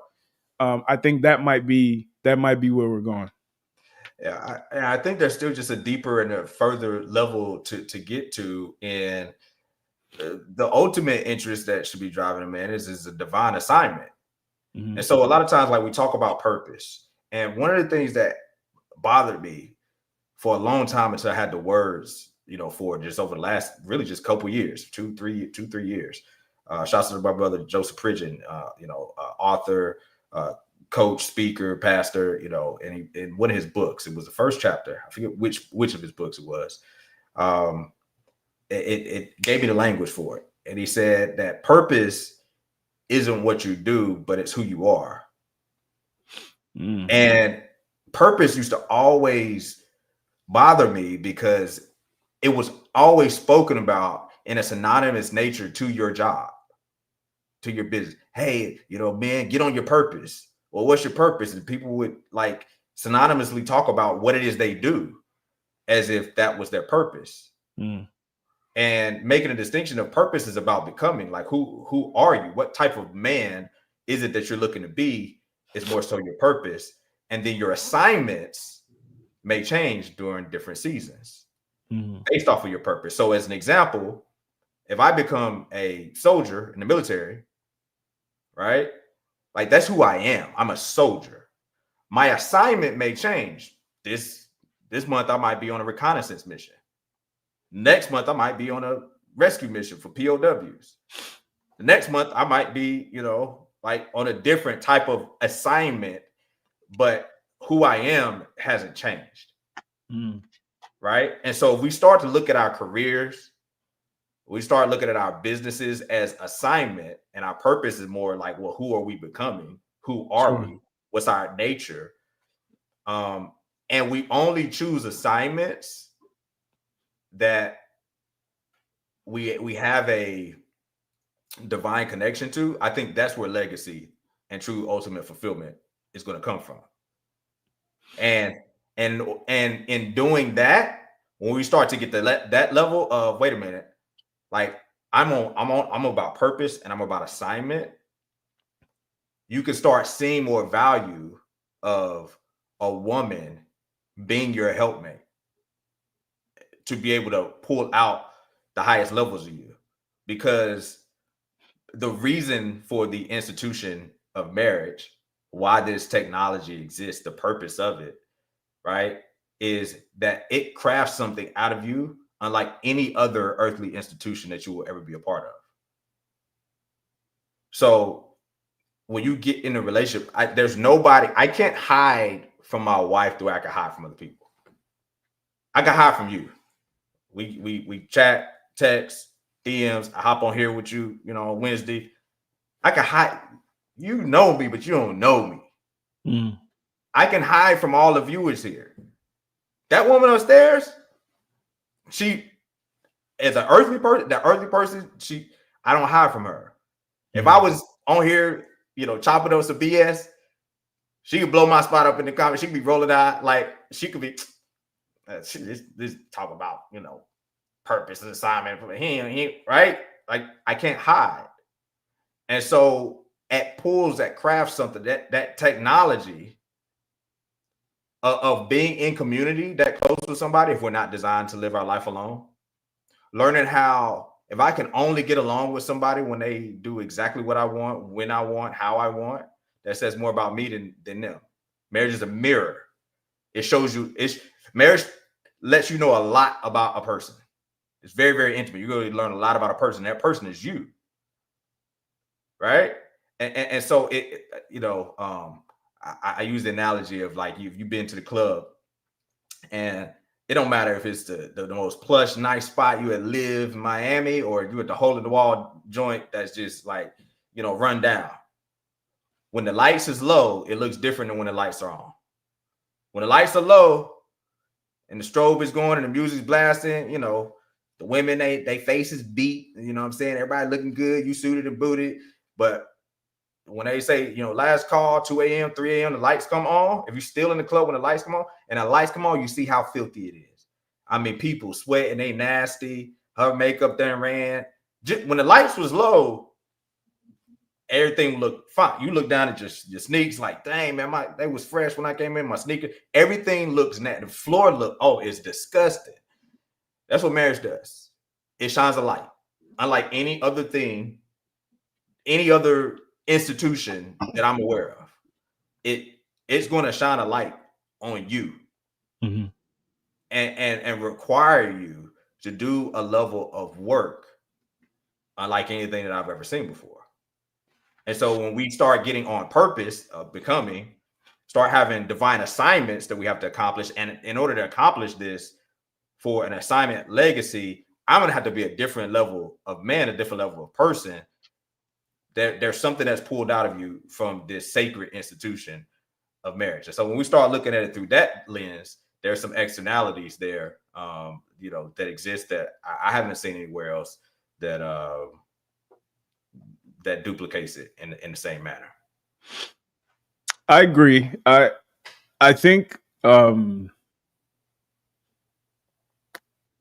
that, and I've always kind of said this, and I'm almost willing to die on this hill. I think children are the best argument you can make for marriage. I think progeny legacy is the best argument anybody can make for marriage, because to your point, we're not made to do this life alone. However, I think that the level of closeness that marriage demands is necessary to facilitate life, right? Because you're going to combine your DNA with this person. So on a biological level, on a spiritual level, this is going to be the person that's the closest to you of anybody else in your life. And that's necessary to facilitate the very tangible outcome of a child. And my curiosity is, once that's taken away from, this is no longer people's aspiration.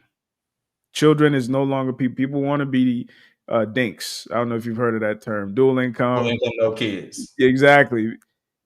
Now, what is left to validate the facilitation of this closeness, this exposure of self, as you put it, that used to be necessary, but you could make the argument is no longer necessary, which is what I'm likening to working at the same place for all your life, or buying a house versus renting, or living in the same town. And all these things that used to facilitate different things that had different outcomes and different incentives, when you take the incentives away, which I think is part of what's fueling the male loneliness epidemic. If I don't want children, right, and I would rather live a different type of life, I'm not incentivized to tolerate the things that come along with a person who's different from me, particularly another gender outside of just a transactional sexual relationship. And I think we're going to have to address that earnestly. But to say it's just the process of learning yourself better, I think people could say, to what end? Because if the evidence was, here's a list of people in history who did great things and they were all married, and then we could say because they were married, or at the point that they married, they evolved to be this person that they became. And if it wasn't for their marriage, they would have never been that person. Then you could say, okay, you plus marriage equals super you. But I don't know if that's the case. It's so interesting for me, as we talked last week about the frame and the flame. And you're so frame. You are so math equation. 100%. You plus the math, right? The math got a math. The math got a math for me. But this is the part where, and to one of the brothers in the comments, he was asking, when I take some of these same approaches with business and, just looking at some of these other externalities, some of the non, tangible, is missing what I'm looking to articulate. I'm not saying it's one or the other, but I'm saying it's both. It's the frame and the flame. It's incomplete without both. It's the love and the logic, right? So no, I'm not going to approach any business at this point in my life. There were points in the past where I would just look at it logically, analytically, numbers only, and make a business decision. I'm at a stage in my life now, as you get, further on, and you're more aware of your mortality, and you're more interested in legacy. You're more interested in assignment, right? You're more interested in, is there a divine assignment that I'm supposed to be doing this? Just everything that's permissible isn't profitable. Freedom to do it is also freedom to not do it. So just because I can do it, you can make money doing it. But is it my assignment to do though? And so it's not an either or. It's not just looking at the practical, analytical side of legacy and children and and things of this nature. It is merging it together. And if you're approaching it from a standpoint of, well, I'm only measuring legacy based off of what I can track from a concrete standpoint of, well, look at their business. Steve Jobs, he was never married, and look at Apple, or if I'm tracking legacy through a quantitative measure, which the 21st century Western society, 20th century Western society is really big on quantitative values. I remember doing an interview with Chuck D when I was in college about rap music, and this is gonna date me for sure, but it was during a time period where like Ashley Simpson was like popular, and we were talking about measuring art. He was like, well, we're gonna say because this person had more record sales that their art is more valuable than this person. So you're telling me Ashley Simpson is a better artist than Mos Def because she sold more albums? But we get into quantitative methods all the time. And so if we're saying legacy, well, look at the legacy. Like, how are we measuring legacy? Like how are you measuring? There's an art level to it. Yeah. And if you're only just trying to look at, well, I want to build a company that makes this much money and impacts this number of lives, so on and so forth, then by all means, if you're going from a purely sanitized way, and there is no added texture of art, of love, of divine assignment, if there's no, I think that's a stronger argument actually for marriage, because it's not about when I was saying this, shining a light on you, it's not about just a pure personal development standpoint of crafting yourself to be a like personal development. You can read books for that. You can subscribe to a podcast for that. But right. Personal development is easy you have to live it. And so like actually living it out and having an assignment that this is a covenant, that this is a person that I'm responsible for leading and guiding another human being for life. Even my children, they're for me for a season, and they're released. It's a word. They're not mine. They're going to go start their own families, right? My wife, this is somebody that I am supposed to lead, right? As we talked about earlier in the conversation, like, okay, if she's digging into stuff and she's on my team, am I the caliber of coach that can craft her into, wait a minute, well, what are you doing? Why are you operating that way? Sit with yourself and coach. I have to grow as a person to be able to lead another intelligent, right? The non-misogynistic view of her, right?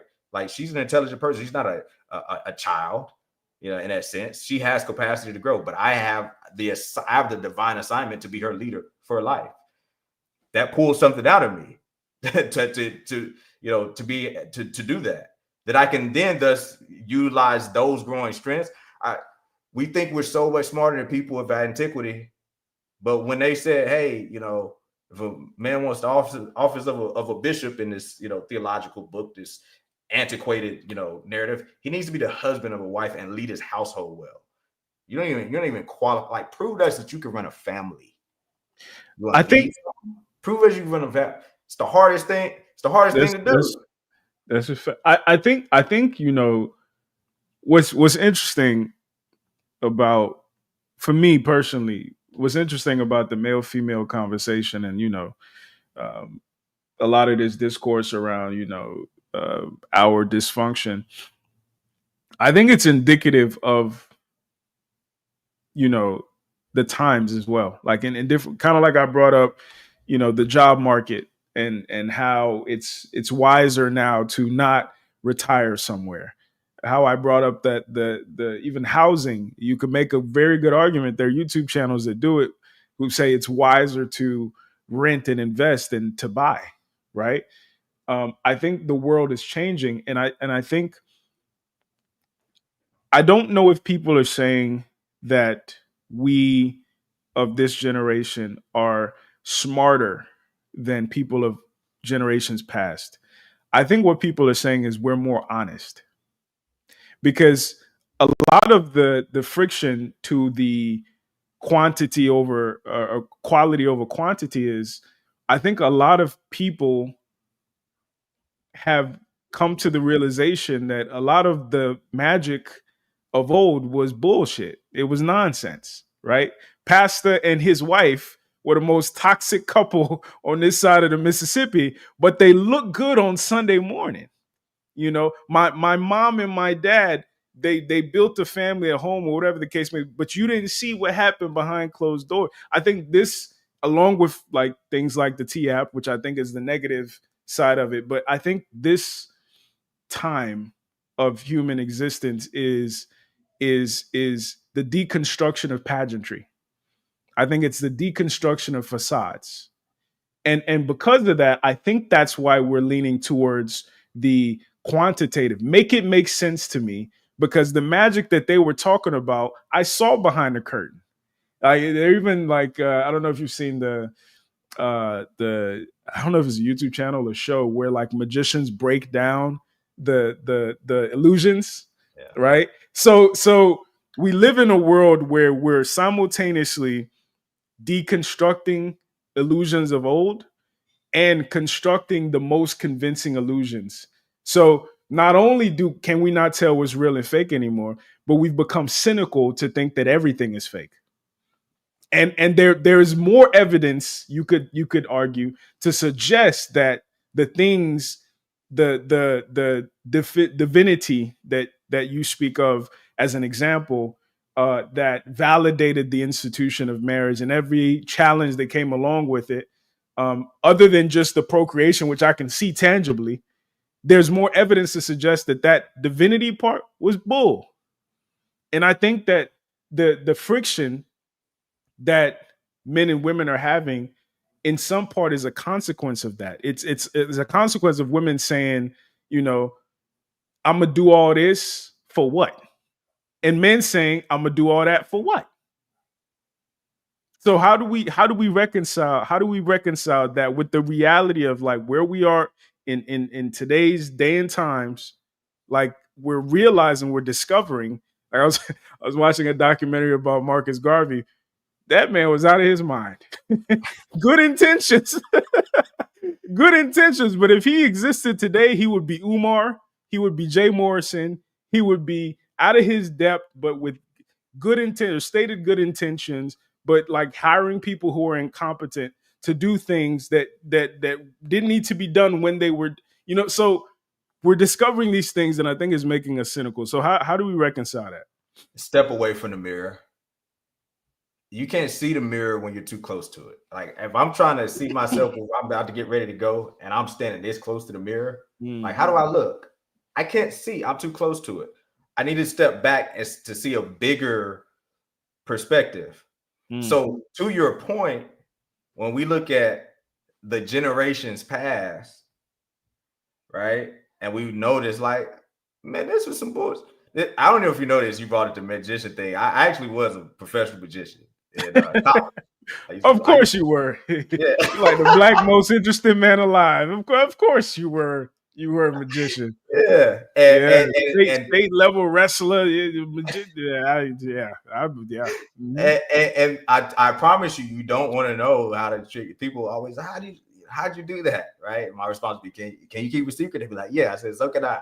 Because once you learn how the trick is done, the magic is gone. Because it ain't that deep. Yeah. I show you, be like, yo, that's great. And then I said, well, bro, this all I did was I had 2 cards right there. It wasn't one.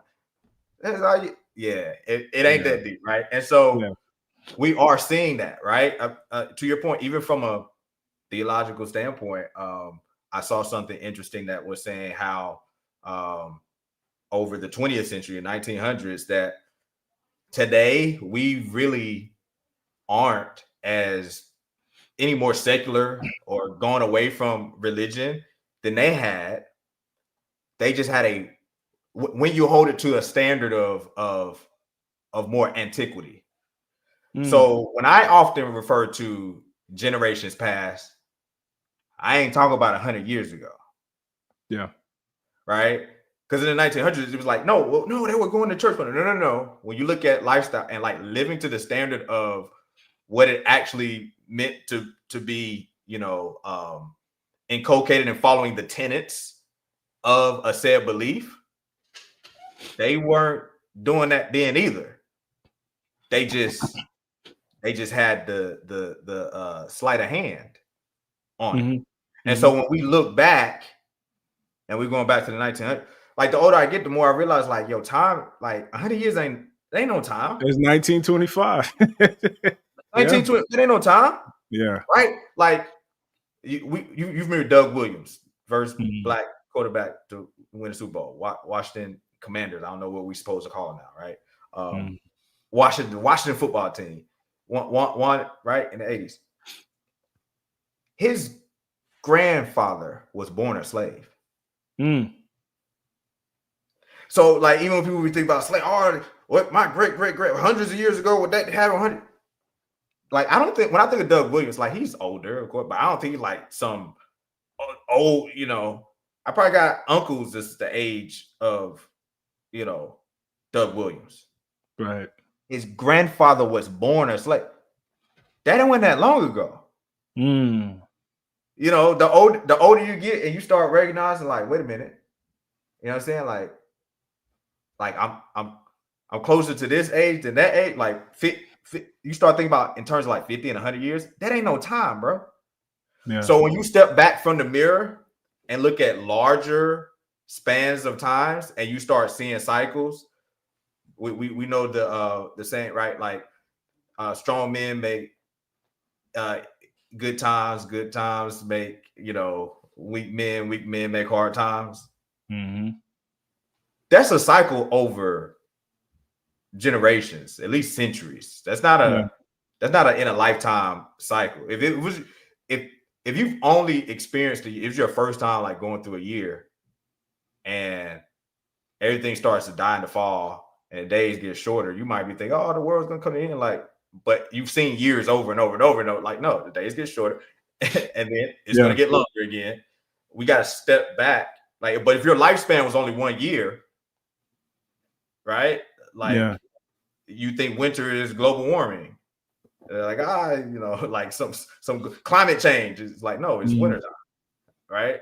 So you got to step back and look at bigger time frames. I think that's one of the things that would be served to do is really, have a historical lens of what happens to. Do we think it's the first time that society has like gone away from some of the fundamental things that undergird civilization, because we was feeling ourselves and smelling ourselves and we, because here's the ultimate core thing that we've gotten to is do what thou wilt shall be the whole of the law. Right? Like you gotta do what makes you happy, what feels good. You think we're the first culture or society that said, hey, just like pleasure, just seek pleasure. We ain't the first society that sought pleasure. And what goes the way of those type of societies where pleasure is the god of the society? Yeah. I mean, I think that's a good point. I think my utilitarian pragmatic mind is also like, a lot of those even spiritual institutions serve to shepherd the people based on the priorities of those times. Right. And now that the priorities have shifted to individualism and our institutions have now like restructured themselves to feed from that priority, right? Like we talk about capitalism, etc. I think that's why things are the way that they are now. And to my earlier cynical point, I don't think it changes unless we go back to different priorities, and that doesn't happen unless we're talking about catastrophe, right? Like unless we're talking about a world where women need men for protection, like for actual protection on a daily basis, that then force women to restructure themselves under the covering of men, and now the expectations of women are X, the expectations of men are Y. To maintain that type of relationship, do we then move towards a more reciprocal symbiotic? But in this world where everything is structured for individualism, everything is structured for instant gratification, um, I think we're just going to keep going in this direction, unfortunately. I think on the macro, you're correct. My aim and an assignment that I'm on is to each one reach one, teach one, right? Change the minds of as many individuals and light a candle to pass it forward. That it doesn't have to be that way, and so it's just so much folly and simplistic thinking to acquiesce to that when you see the results that it yields and the outcomes that it yields. And so to like the cart before the horse, like you can shift the priority first and then have the results follow. All right, like if I'm cold and I want a fire going, I say as soon as this fireplace start kicking out some heat, I'm gonna go get some firewood. You actually gotta go get the firewood first. Like if you want a certain outcome in your life, like you usually shift the priority first, and then it takes time to get the outcome. You got to shift the priority of your health first, and you have to value it so much that you're willing to shift the priority. And then if the priority is really shifted, and the tongue in your mouth is lined up with the tongue in your shoe, and you take action to back up the interview with your interview, then you'll actually start to take actions, and those actions will lead to habits and behaviors, and those habits and behaviors will ultimately yield the outcome. But you got to have a desire and a value to prioritize that first. Yeah. So what I'm saying is, I would think that it doesn't take a tremendous amount of wisdom to be able to just look at the landscape and ask a simple question: how's that working out?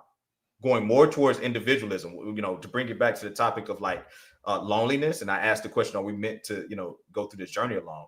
I was studying like extreme isolation, and this is to get into philosophical, theological, divine concepts of, there's a theological concept that God is love, right? Causation of creation is love, right? It's said as God is love, and we understand love, not just as this emotional thing, but an act of the will coupled with emotion that leads to action on behalf of the object. Then love commands expression. I think that's a pretty simple concept to follow, right? Love commands expression. Like you have love that's going to be an outward expression, which would dictate creation, right? Like creation would come out of that, right? When you love filmmaking, you create.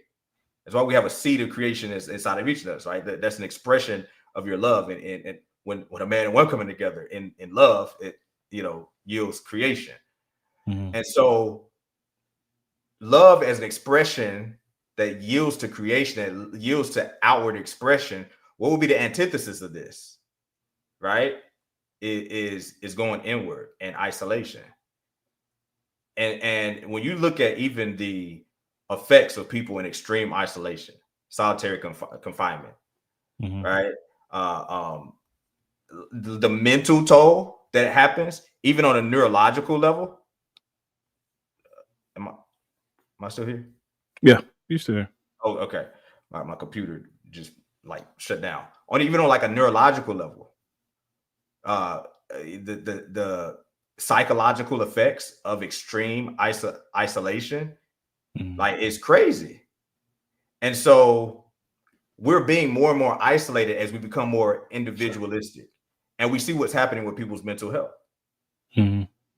And we have a false sense of connection through the internet, social media. You got all of these followers, you got all these friends and community and scroll, and now you're able to, like, with technology and AI, or the artificial version of it, and people with the Oculus, you could like really just go live in a meta world in your, on your mattress, your stained mattress sitting on the floor in the corner, and you can just go live in a virtual reality as if you're so connected, and you're really isolated. And what does that do to your mental health? What does that do to your psychology? What does that do even on a neurological level to be isolated? We weren't designed to be that way, because love commands outward expression. And the opposite of that would be to isolate you. And so if I was in opposition to outward expression of love, if that was my sole mission, I would seek to isolate as many people as I could. And in seeking to isolate as many people I could, right, I would deceive them to think they're actually getting more connection through the T app. They get more connection through their Instagram followers and validation on likes, and give them dopamine hits from showing themselves on OnlyFans. And they would think they're more connected, and there's no one more hopelessly enslaved than those who falsely think they're free.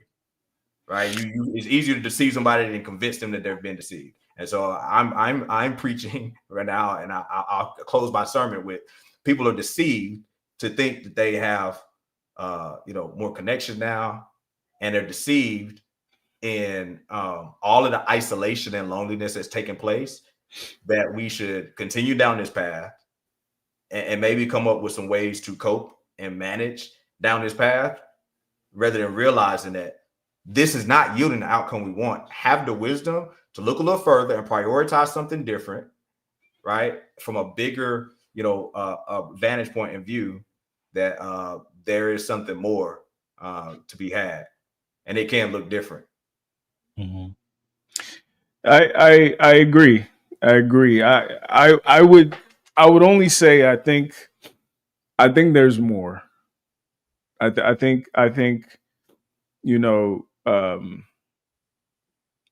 can make a good argument that romantic love is designed to facilitate procreation, right? So the firewood, if you will, to your analogy, is building a relationship with a woman, for instance.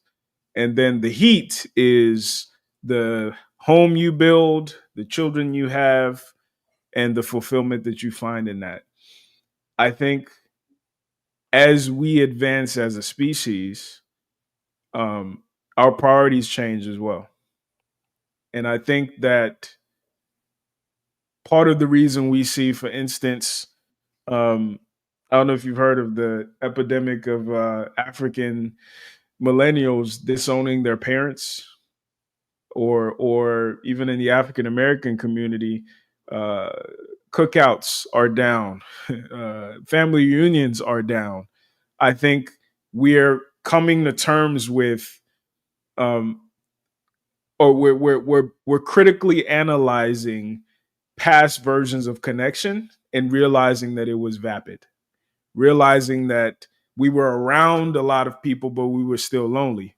So in a sense, it was a in person, it was a tactile social media, right? With your aunties and your cousins and your aunts, but you don't really know them. You still feel alone. But the optics looked more involved and inclusive than the optics of sitting on your stained mattress today. And I think that I think the reality is, this is the first time where people are like comparing both visuals and both realities, and they're saying that I'm lonely either way, but I have more agency in this style of loneliness, right? Or I don't want children, so maybe I should facilitate just sexual relationships with women or men and deal with whatever unfulfillment comes with that, because people of old who ran farms and got together with the wife and children and the whole nine, they also felt unfulfilled in their own special way, because discontent is part of the human condition. So if there's no escaping the paradoxical hell that is the human mind that's never satisfied with anything, maybe I can craft a version of not satisfied that's more tailored to me. And that version looks like, instead of being around a bunch of family that I don't like or I don't know, I'm around a bunch of followers that at least we share the same interests. Same type of loneliness, or same loneliness, different expression. But this version, I feel more agency, right? I feel more empowered. I feel more whatever. And I think that being an option for people now, I think it trickles into romance. It trickles, because at the end of the day, there is fire. I agree with you there, but it's also a lot of math. And some of that fire is also math that we haven't discovered yet, or we don't even have the vocabulary or the acumen to contextualize. But the reality is, like, people's priorities have shifted, society's priorities have shifted, men's priorities have shifted, women's priorities have shifted. And naturally, it means that our relationships with the world and each other is going to shift. I agree with that assessment of seeing the different expressions of it, right? I mean, over the last probably 5 years, I've learned stuff about my family that I'm like, what? Right. Like I'm growing up with the cousins at grandmama house and granddaddy house and thinking this, and I'm like, what? That ain't. I didn't even know that ain't. They got another kid that is such and such. That ain't they that. Like I didn't. Just finding it out now, you know what I'm saying? So there was a lot of an illusion, which maps on, to what I was even saying from a theological standpoint of people's religious practices. They just had more of a mass, in the 20th century than now. Nevertheless, what I hear is like just relegating and acquiescing to defeat. I'm not comfortable. I'm just not comfortable with it. It's like, okay, fulfillment was a word that came up, and it's like, we're recognizing that neither one of those paths will have fulfillment, but at least like an agency with this one. Like, get rich or die trying. Like, if I have a target, a goal, I'm wired. I'm different. I guess I'm different in that I'll die. I'll die moving in that direction. I'm not going to say, well, how do I make my bed as comfortable as I die? Right? If I got like, I'm in a dire situation and there's a 99.9% chance I die if I just sit here. I got a 0.1% chance if I do something that's very, very risky, but that's the only two. I'm doing the 0.1% chance. I'll die moving in that direction. And so if we're talking about, fulfillment, and we recognize, that, okay, it's unfulfilling, as you talk about, like, okay, well, I have this life and I'll build this, marriage and this home, and then children, and the fulfillment comes out of the children. I think that's where the mistake in their lives, looking at that side of things, is seeing the children as the end goal. Because then if you don't no longer want children, that's no longer the end goal. The children were never the end goal. There was something spiritual in the family unit, right? And a bigger assignment. And I just don't think there's ever, like, everything you says makes sense if you don't believe that there's something bigger than you that you're supposed to serve. Whatever it is, if you think there's nothing bigger than you that you're supposed to serve, and you haven't done that work, spiritually, whatever your faith is, you haven't done that spiritual work to say, no, there's something bigger that I'm supposed to serve, and I have to become a certain type of person to understand those philosophical, theological concepts and spiritual concepts, to be in tune and tapped in with causation of existence for this journey that I'm on. And there's some assignments that I have along the way. There's some side quests along the way, and everything is bigger. It's bigger than me. If it's only about my happiness, it's only about my pleasure, you will bump up against the end road that is actually didn't fulfill me.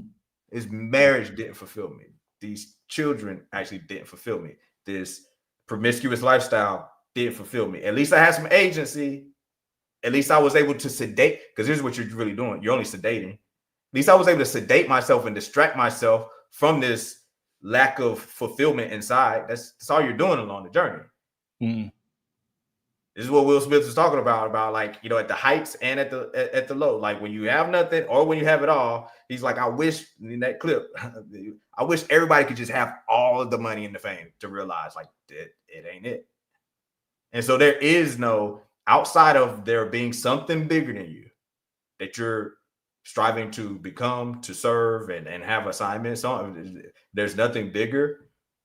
I've yet to see someone have genuine fulfillment, whether they were trying to seek that in their marriage, through their marriage, versus their marriage as being a key component to serving that greater assignment.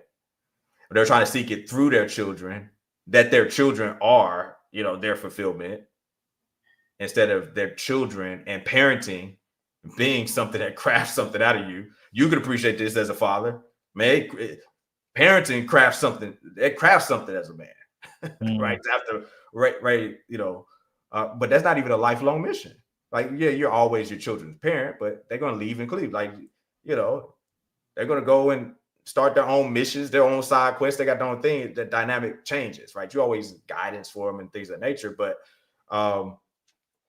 if you're trying to find a fulfillment in the marriage, in the, you know, in the children, in the family unit, versus something bigger than yourself, I think all those other roads lead to the same end, manifested in a different way.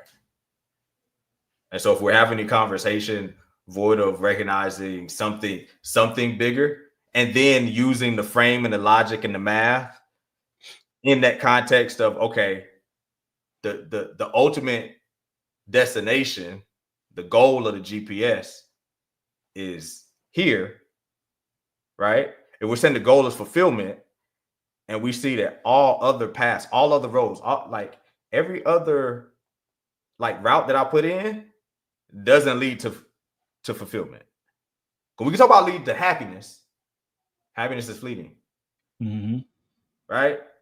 We can talk about leading to agency, which that's an illusion, right? We could talk about lead to all these other things, but I think ultimately there's a common thread amongst all of us that we do want a level of fulfillment. That's something that we're really yearning. Beyond happiness, we're yearning fulfillment, and I don't know of any of the roads, marriage included. If you're just approaching marriage as a technological institution, that marriage is going to give me fulfillment. I'm not, even as the marriage guy, that ain't my politic. My politic ain't marriage gives you fulfillment. There is a fulfillment in something bigger, and marriage is a key tool in crafting you on your way to that. That's good. That's good. I think we should leave it there, brother. Any final thoughts? Anything you didn't get off? Man, as much as I talked, I think I got it all. we hit on a few things tonight, man. Yes, sir, man. But once again, I don't. The biggest thing I got to do is just continue to salute you, man, on the conversations that have in this space, and even this tool stretching me, you know, as you, you know, critique, you know, some of these thoughts. And so, you know, shouts out to you, shouts out to everybody that's tuning in, you know, shouts out to the people that's tuning in as well, that are engaged in the conversation. You know, this is not low level fodder that you see in a lot of the content spaces. So hats off to y'all for sure, getting some good nutrition. For sure. Listen, I appreciate you, brother, as always, man. Like I've said many a times, I feel smarter every time we talk. My head hurts too. So I appreciate that, man. We still gotta hit on the get you a white man phenomenon. That might be episode 3. Talk about interracial relationships a bit, and talk about standards, talk about the natural, or manufactured nature of monogamy, and talk a little bit about that too. So y'all stay tuned for that. Me and the good brother will definitely be back. Appreciate y'all tuning in.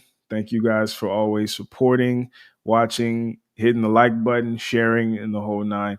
Ed, shout out to you for being the best moderator on YouTube. Thank you so much. Thank you guys for tuning in. Y'all have a great evening. Y'all have a good rest of your week and have a great weekend. I'll see you guys soon.